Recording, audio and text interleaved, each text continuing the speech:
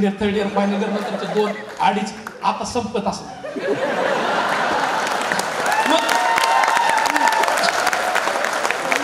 कसं म्हणलं तो माणूस म्हणला लास्ट महिन्यापासून स्टार्ट झाली म्हणला.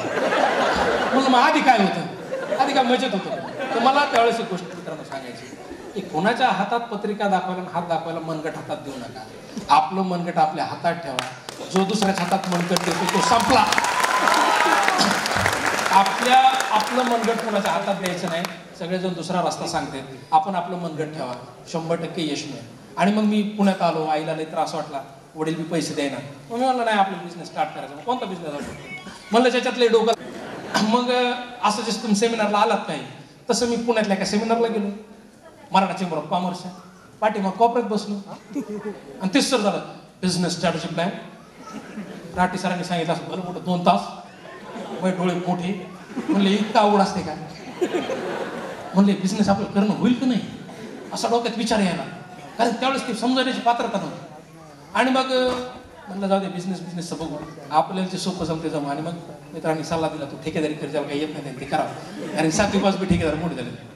आता हे म्हणते कॉन्ट्रॅक्ट सर्व्हिस वगैरे म्हणतात ते व्हिडिओत म्हणले. तसं काय नाही, मी प्युअर होतेदार आहे. आणि कॉन्ट्रॅक्ट मग कोणते कामं घ्यायचे म्हणलं जे मिळेल ते घेऊ. आणि मग काही दिवस फिरलो. 2009-10ची गोष्ट आहे. मला एक छोटं काम मिळालं. याचं ट्रान्सफॉर्मर शिफ्ट करायचं. इंजिनिअरिंगमध्ये ट्रान्सफॉर्मर एकदम खान सब्जेक्ट होता एक chapter, elements of electrical engineering. त्याच्यात 2दा फेल झालो. आणि आता इलेक्ट्रिकल कॉन्ट्रॅक्ट म्हणजे सांगायचे की जो तुम्हाला इंजिनिअरिंगमध्ये सब्जेक्ट खराब गेलाय तो तुमचं आयुष्यभर पिच्छा सोडणार नाही. 1 बाय 1 एक काम मिळत गेलं. छोटे मोठे कामं मिळत गेलं. 10,000चं काम असेल, 5,000चं काम असेल, 4,000चं काम असेल. आणि त्यावेळेस मग मी खूप पुस्तकं वाचायचो. रोज ऊर्जा देणारी पुस्तकं. पुस्तकात सांगायचे तुमच्या सक्सेसफुल होण्यासाठी काय पाहिजे, जिद्द, चिकाटी, मेहनत. मग हे तिन्ही मी डोक्यात ठेवून खाली गेलो. पण मी मित्रांनो सांगतो हे काही लागत नाही. हे लय अवघड शब्द आहे. पहिले पॅन कार्ड लागते, बँकेत करंट अकाउंट लागते,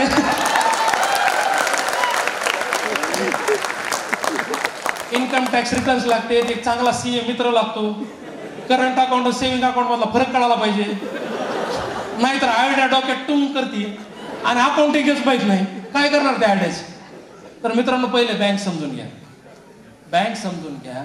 आता टॅक्सेशन सोपं झालं. जीएसटी मुळे काय लई गप्पा मारायची गरज नाही. तर मी काय करायचो, मला काहीच कळत नव्हतं. मग कोणी सांगितलं पॅन कार्ड. मग पॅन कार्डचे 14 नंबरच का असते. मी त्याच दिवशी सर्च करायला. प्रोफेशनल टॅक्स त्याच दिवशी सर्च. शॉप ॲक्ट म्हणजे काय, प्रायव्हेट लिमिटेड कंपनी काय म्हणजे काय असतं, LLP म्हणजे काय असतं हे कोण सांगायचं आपल्याला. मग हे गुगलवर सर्च करायचं. स्वतः त्याच्यातली माहिती घ्यायची. सीएला पकडायचो, विचारायचो. पण कधीही नेक्स्ट डे जाऊ दिलं नाही. कारण डोक्यात होतं 2 वर्ष वाया गेली. मित्रांनो ज्या दिवशी जी गोष्ट कळलं त्या गोष्टीचा त्याच दिवशी पिच्छा पाडा. 100% सक्सेस. ही काही लई मोठं रॉकेट सायन्स नाही. तुम्ही तुमच्याशी प्रामाणिक असणं हेच रॉकेट सायन्स. दुसरं काहीच रॉकेट सायन्स नाही. जे कोणतं क्षेत्र असेल. आणि मग मी इलेक्ट्रिकल MSCBतून काम चालू केलं. मग मला PWD, इरिगेशन सगळ्या डिपार्टमेंटमध्ये तुम्ही व्हिडिओ पाहिला त्यामुळे जास्त बोलायची गरज नाही. आणि ही सगळी कामं मिळत गेली. आणि 2013मध्ये मला BYST Bharatiya Yuva Shakti trust, confidential of Indian industries आणि अजून 1-2 संस्था, युथ बिझनेस इंटरनॅशनल, ह्या 3 संस्थांनी माझं बँक ऑफ बडोदा. आणि या सगळ्यांनी मला बोलवलं. मला म्हणले तुझ्या एका अवॉर्डसाठी नॉमिनेशन व्हायला. मी म्हणलं अवॉर्डसाठी मला ना अवॉर्ड. अरे म्हणलं दादा एक तुम्ही भाव चालत नाही, तुम्ही भाव चालत. म्हणलं नाही खरंच अवॉर्डसाठी तुम्ही डॉक्युमेंट्स द्या. आणि मी डॉक्युमेंट्स दिले. इंटरव्ह्यू होते, टेलिफोनिक इंटरव्ह्यू. मला पहिल्या डोक्यात होते नेऊ म्हणलं ना आपल्या डोक्यात की आपण असतो आपलं असते आणि मी असणार आहे. आणि मग त्यात काय झालं की तो मला अवॉर्डसाठी माझं नॉमिनेशन झालं. भारतातून 24 जणातून एकाचं नाव गेलं. नंतर जगातल्या 126 देशांमध्ये नाव गेलं. आणि नंतर मग जगभरातून तो एक 4 जणांचे लास्ट नाव डिफाईन झाले. त्यात माझं नाव होतं. तो अवॉर्ड होता युथ बिझनेस इंटरनॅशनलचा अवॉर्ड होता. Young entrepreneur award. आता ते आंत्रप्रेनर शब्द ऐकला म्हणलं रे आंत्रप्रेनर म्हणजे नेमकं काय. ते लिहायला गेलं ते ई पासून चालू करायचं का आईपासून चालू करायचं. तुम्ही एकदा डोळे झाकून लिहून बघा ते लिहितं सुद्धा येत. आणि म्हणलं रे आंत्रप्रेनर काय. यांनी येडेच येत. यांनी म्हणायचं young businessman award, young industrialist award. हे यंग आंत्रप्रेनर काय. सवय लागलेली ज्याच दिवशी त्या शब्दाचा पिच्छा पाडायचा गुगलवर टाकायला सुरू केलं सगळ्यात चांगला दोस्त कोण आहे ना आज गुगल, बाकी मित्राला काय आहे. मग त्या गुगलवर मी एंटरप्रेन्योर शब्द टाकला, खूप साऱ्या डेफिनेशन्स पाहिल्या, त्याच्यात एक ऑथेंटिक डेफिनेशन मला पाहिली, ती होती याची रोमेला थापर म्हणून फार मोठा हिस्टोरियन आहे, त्यांची एक डेफिनेशन आहे एंटरप्रेन्योर.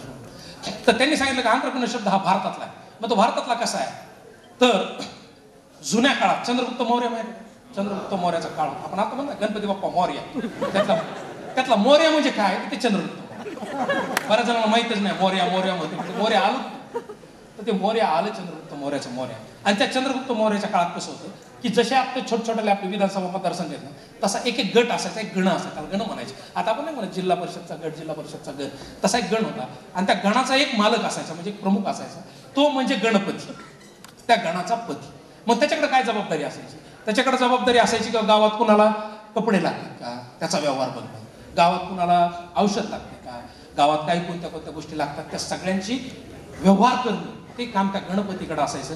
आणि तो गणपती म्हणजे आंत्रप्रिनर म्हणजे खूप सारे पैसे कमवणे, स्वतःचे बँक बॅलन्स मोठे करणे, किंवा स्वतःकडे ऑडी घेणं म्हणजे आंत्रप्रिनर नाही. आंत्रप्रिनर म्हणजे तुम्ही किती जणांना तुमचं आयुष्य फायदेशीर होतं त्याला आंत्रप्रिनर म्हणतात. नाहीतर बाकीच्याला फक्त काय म्हणायचं, धंद्यावाले.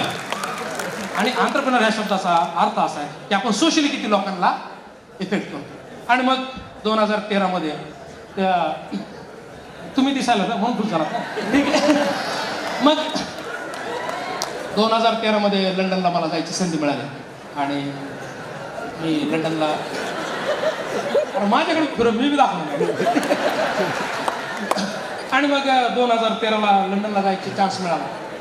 ज्यावेळेस चान्स मिळाला तर डॉक्टर उद्योजक देशप्रेम आला माझ्या. आणि द डे 1 बिफोर बकिंगहॅम पॅलेसमध्ये डिनर होता प्रिन्स चार्ल्स सोबत. माझी आई मला म्हणते की शरद तू काय पाहिलं लंडनमध्ये. तर मला सांगता येत नाही कारण मी कुठं फिरलोच नाही, 10 दिवस तिथंच होतो. आणि ज्यावेळेस मी बकिंगहॅम पॅलेसमध्ये गेलो, प्रिन्स आले तिकडून, प्रिन्स चार्ल्स चलत आले. म्हणले हे शरद हाव यू. मी बी असा हातात घेतला. मी म्हणले यार एवढा मोठा राजा, जगावर राज्य केलं, आपल्यावर राज्य केलं, त्यांच्या घरात कोणी जर जन्मला आलं तर पेपरची न्यूज फ्रंट पेज होते. आणि हे माणूस म्हणलं येडा माझ्या हातात घ्यायला.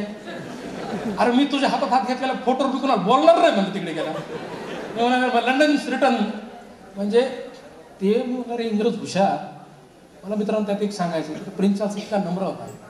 मी म्हणणार त्याच्याकडे एवढं साम्राज्य, तो माणूस एवढा नम्र, आपल्याकडे काहीच नाही, तर आपण अनवॉन्टेड अहंकार करायचा कशाला. त्याच्यात एवढी नम्रता. तर मलाही कळाले जर जग जिंकायचं. मग अशी कोणतरी सरांनी सांगितलं ईस्ट इंडिया कंपनी भारतात नम्रतेने आली. जर तुम्हाला मोठं स्वप्न बघायचं तर पहिले डोक्यात नम्रता पाहिजे, बाकी बिझनेस स्ट्रॅटेजी आयडियाज वगैरे ह्या सगळ्या सेकंड भाग आहे. तुमच्यात नम्रता पाहिजे, तुम्ही ग्राउंड अर्थ पाहिजे, तुम्हाला तुमच्या मातीशी प्रेम पाहिजे. ही गोष्ट मला त्या प्रिन्सकडून कळाली. आणि तो अवॉर्ड मिळाला, द यंग एंटरप्रेन्योर अवॉर्ड, पूर्ण आयुष्य बदललं. तो काय म्हणतात ना, कधी पासपोर्टच्यावर फोटो काढले नाही, इतके फोटो त्यावेळेस आले. आणि भारतात आलो, नवीन जग बदललं होतं. वाटायचं की यार आपण काहीतरी केलं पाहिजे दुसऱ्यांसाठी. माझ्याकडे जवळपास मी 8-10 जणांना कॉन्ट्रॅक्टर बनवलंच होतं. तेव्हापासून मी कॉन्ट्रॅक्टर बनवायची फॅक्टरी माझी फॅक्टरी, कॉन्ट्रॅक्टर बनवायची फॅक्टरी. 550 कॉन्ट्रॅक्टर बनवलेत मी महाराष्ट्रात. आणि मला बरेच जण आता म्हणतात की फॅक्टरी कोणती आहे. माझा तर बिझनेस आहे, माझ्याकडं फॅक्टरी एंटरप्रेन्योर बनवायची. ज्याला कोणाला एंटरप्रेन्योर बनवायचं मला फेसबुकवर मेसेज टाकायचा आणि 2 महिन्यात भेटायला यायचं, लगेच कार्यक्रम स्टार्ट आहे. म्हणजे 550 मी 1000 कॉन्ट्रॅक्टर बनवणार आहे ह्या वर्षभरातच, जास्त वेळ नाही लावणार त्याला. आणि मग भारतात आलो आणि विमानाच्या वेळेस बसलो, डोक्यात विचार आला की मला बरेच जण विचारतात की सर आता इथे एवढ्या गप्पा झाल्या, आयडियाज पाहिजे, इन्क्युबेटर सेंटर. अरे पण या आयडियाज आते का, कुठून येते त्या आयडिया. माझ्या तर डोक्यात काहीच आहे ना, असंही बऱ्याच जण वाटलं असतं. तर आयडियाज कुठून येतात, तुम्ही जर सतत वाचत राहा, चांगल्या लोकांना भेटत राहा, चांगल्या गोष्टीकडे बघायची सवय लावा, तर 100% आयडियाज मिळते. आणि त्या विमानात बसल्यावर मला आयडिया आली. आणि ती आयडिया अशी आली की विमान पहिले रावणाकडे होतं आणि वाचायची सवय लावली. मग म्हणणार गेल्यावर भारतात गेल्यावर रावणावर वाचू. दुसऱ्या दिवशी ज्यावेळेस मी लंडनमधून उतरलो, पुण्यात गेलो, सगळे पुस्तकं सापडले. रावणावर एकही पुस्तक नाही. मला संधी दिसली रावणावर पुस्तक होऊ शकते. आणि मला कादंबरी लिहिण्याचा कोणताही अनुभव नाही. मित्रांनो मी तुम्हाला सांगतो, कोणताही एक्सपिरियन्स नसेल, सरांनी सांगितलं वयासाठी कोणता, फक्त तुमच्या डोक्यात जेन्युइन पाहिजे. तुम्हाला अक्षर सांगतो, मी 4 वर्ष दररोज रात्री 5 तास मी दिले आणि मी रावणासारखी कादंबरी लिहिली. गेल्या 29 सप्टेंबरला तिचं प्रकाशन जवळपास 3,500 लोकांनी केलं. पुस्तक प्रकाशनाला एवढे लोक बी येत आणि ते सध्या महाराष्ट्रातलं बेस्ट सेलर झालं. 7,500 कॉपीज विकल्या गेल्या 4 महिन्यात. म्हणजे आपल्या डोक्यात काही आवड आहे आणि आपण त्याचं व्यवस्थित मार्केटिंग केलं, जर प्रॉडक्टवर दर्जा ठेवला तर आपण काही करू शकतो. आपण कुठेही जाऊ शकतो. संकट येते, सर म्हणले संकट येत असतात. तर तुम्ही पिक्चर पाहिला असेल, टायटॅनिक पाहिलाय? मला 2 पिक्चर लय आवडतात. तुम्हाला 2 स्टोरी सांगतो, थांबतो. त्या टायटॅनिक पिक्चरमध्ये काय आहे की टायटॅनिक बुडतं का? टायटॅनिक बुडतं का? तर टायटॅनिक बुडतं, ते बर्फात धडक बसते आणि ते बुडतं. कारण की त्या टायटॅनिकच्या कॅप्टनला समजतच नाही की ते पुढं बर्फ आहे आणि तो फक्त 33% वर आहे. त्याच्यामुळे ते फसतो आणि त्या बर्फात धडक लागतो. मित्रांनो, आयुष्यभर त्या बर्फासारखं राहा. म्हणजे कसं, जेवढे आहात ना त्याच्या 33% शो करा समाज, म्हणजे फसगत होणार नाही. तुम्हाला जर खिशात जर तुमच्या 100 रुपये असतील तर हा आविर्भाव बाळा की खिशात 30च रुपये. तुम्हाला जर 100 गोष्टी माहिती असतात तर डोक्यात ठेवा की 30च मला माहिती. त्याने काय होणार, तुमची फसगत होणार नाही. आज प्रॉब्लेम काय, खिशात पोरांचे असते 10 रुपये आणि आवेश असतो 200 रुपयाचा. मग त्याला म्हणलं 50 रुपये दे, किती होतं नंतर बघतो. मग ती फसगत न होण्यासाठी तुमचा माइंड तुम्ही 33% ठेवा, 100% सक्सेस मिळेल. आणि दुसरा पिक्चर आहे, 2012 पाहिला असेल तुम्ही. त्या पिक्चरने मला मोटिवेशन दिलं. कारण ते पिक्चर पाहिलं मी रात्रभर घाबरलो. काय म्हणलं, खरंच जग बुडलं तर काय करा, आपण मरणार का, मग कशासाठी मेहनत करायची असं वाटायचं. पण त्याच्यात एका त्यांचा अमेरिकेच्या प्रेसिडेंटचा एक डायलॉग आहे त्याच्या पीएचा, की जगातले टॉप 5,000 लोक आपण घेतले. मग ते मोठे इंडस्ट्रियलिस्ट आहेत, कवी आहेत, साहित्यिक आहेत, वेगवेगळ्या विचारधारेतले मोठमोठे लोक आहेत, बुद्धिजीवी लोक आहेत. अशा 5,000 लोकांनाच आपण वाचू शकतो. आणि मग ते 5,000 लोकांना त्या जहाजावर ठेवते आणि बाकी पृथ्वी बुडते. अशी स्टोरी पिक्चरची. माझ्या डोक्यात रात्री विचार आला की त्या 5,000 लोकांमध्ये मी आहे का. जर मी तुम्हाला आता म्हणलं की 2035ला जग बुडणार आहे, 5,000 लोकांना चान्स, तर मित्रांनो जगातल्या पहिल्या 5,000 लोकांमध्ये यायचा प्रयत्न करा. जर ते साध्य झालं तर मग क्षेत्र कोणतंही असो, मग ते कला असो, साहित्य असो, उद्योग असो, बिझनेस असो, UPSC असो, MPSC असो, जे कोणतं क्षेत्र तुम्ही निवडलं असेल ते निवडता, त्या क्षेत्रात जगातल्या पहिल्या 5,000 मध्ये या. आणि एंटरप्रेन्योर म्हणजे असं नाही की त्यांनी एक दुकान पिढी टाकली आणि त्याच्यावर चलत राहायचं. एंटरप्रेन्योर हा की ज्याने आयुष्यात मिनिमम 20 आयडिया इम्प्लिमेंट केल्या.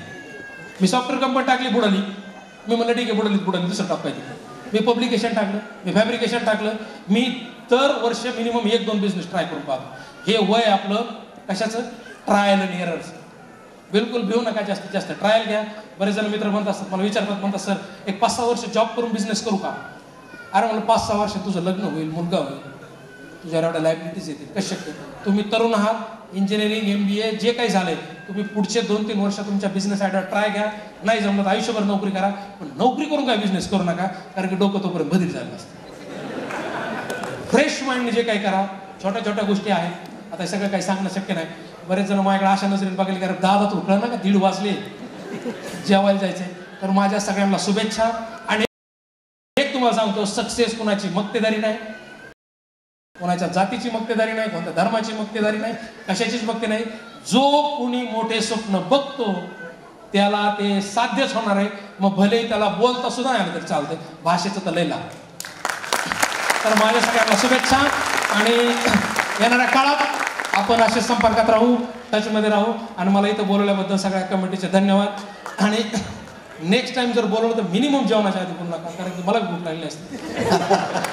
एक तर दुपारनंतर बोला, नाही तर सकाळनंतर. आणि फेक मोटिवेशनल स्पीकर पासून सावधान. धन्यवाद. जोरदार तालियां दोस्तों. बहुत बहुत